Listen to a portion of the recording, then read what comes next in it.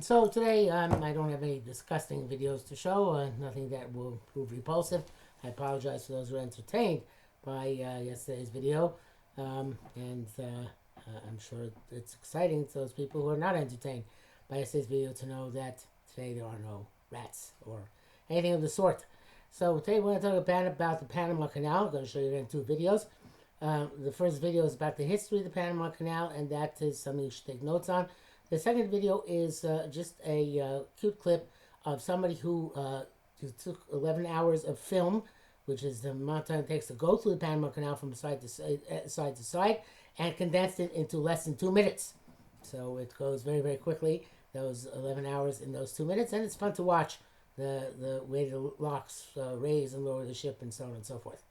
The Panama Canal is one of the greatest feats of humanity. It is, in terms of engineering, it is remarkable. It is attributed and associated most closely with President Roosevelt, with Teddy Roosevelt, even though the attempt to make a canal preceded Roosevelt by many, many years, and it only was finished several years after he left office. But because of who Teddy was and how Teddy pushed, the building of the canal is attributed primarily to President Theodore Roosevelt. There's a point I want to make about the canal and in general massive structures of this sort, which is made by the Rambam. And the Rambam has an obvious difficulty with things which are elaborate and intricate and extraordinarily expensive and take a long time to build and don't seem to serve any profound purpose. Now, according to the Rambam, not according to everybody, according to the Rambam, a profound purpose is only served if some great person gets benefit from this thing. If a great person or great persons does not get benefit, then the question is why it exists. This is not a universal perspective, but the Rambam holds that way. And the Rambam therefore asks the question, so why do many things exist which seem not to help a great person at all? So he gives the mashal of a palace in India. And, it's not technically a palace. Let's talk about the Taj Mahal, right, which is an elaborate building. It's actually a mausoleum, a burial place built by a prince for his princess.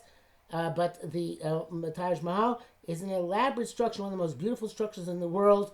And it took many, many years and thousands of people to build. And the construction materials must have cost an extraordinary amount of money. And what's the purpose? What purpose is served for the great person? So the Rambam says, if it's possible that one time a scholar was walking down the road near the Taj Mahal and he needed a place to rest in the shade. And he rests in the shade of the Taj Mahal for a few minutes or hours until he got his strength to go on. The Rambam says the entire existence of the Taj Mahal for thousands of years and all of the labor which went into it may well be specifically for that one tzaddik or that one great Talmid Chacham or that one great scholar who found a few moments of rest and respite in its shade.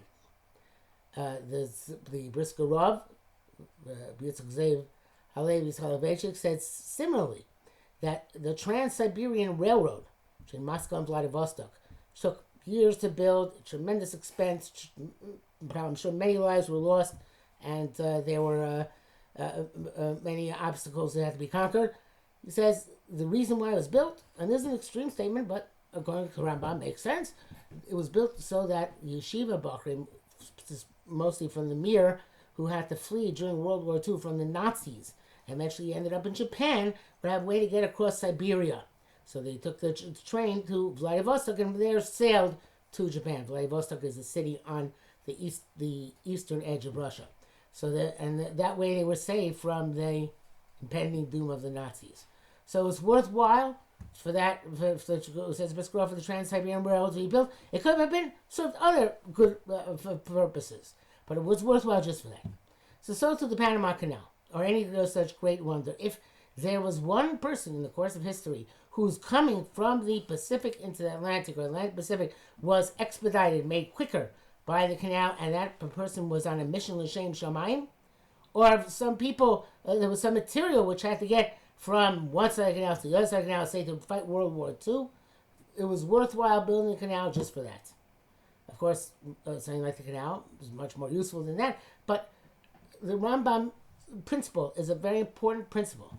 That for HaKadosh Baruch Hu, it doesn't matter how long it takes and what's invested in it from his perspective, and therefore all the work and all the difficulty and all the lives and all the money which goes into building a massive structure may well be so that someday a tzaddik should sit in its shade.